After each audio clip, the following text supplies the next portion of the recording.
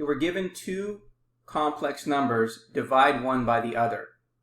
Number one, we write the division problem as a fraction. 2, determine the complex conjugate of the denominator. 3, multiply the numerator and denominator of the fraction by the complex conjugate of the denominator. And then 4, simplify.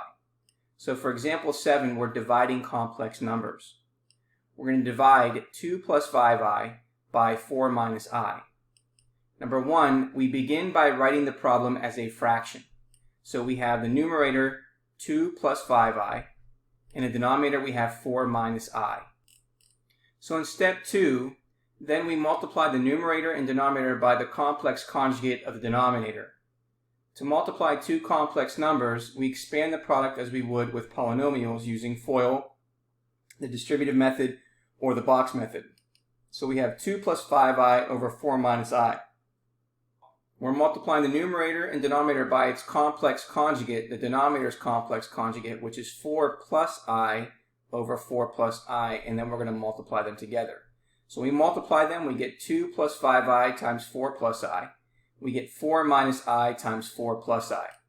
So we multiply them together. 2 times 4 gives you 8. 2 times plus I is plus 2i. Plus 5i times 4 is plus 20i. And plus 5i times plus I is plus 5i squared. In the denominator, 4 times 4 gives you 16. 4 times plus I is plus 4i. Minus I times 4 is minus 4i. And minus I plus I is minus I squared. And now we need to simplify the I squareds equaling negative 1. So we have 8 plus 2i plus 20i plus 5 times negative 1 over 16 plus 4i minus 4i minus a negative 1. So now we can combine like terms.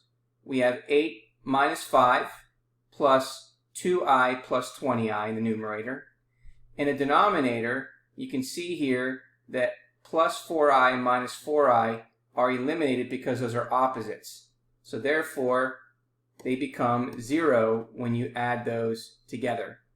And so we end up getting 16 plus 1, which is 17. And then we have 8 minus 5, which is 3, plus 2i plus 20i is 22i. So we have 3 plus 22i over 17. Now, we want to separate the real and the imaginary parts that share the denominator because we need to put this in standard form according to our real and imaginary parts of the number. So we have 3 over 17, which is the real part, plus 22 over 17i, which is the imaginary part.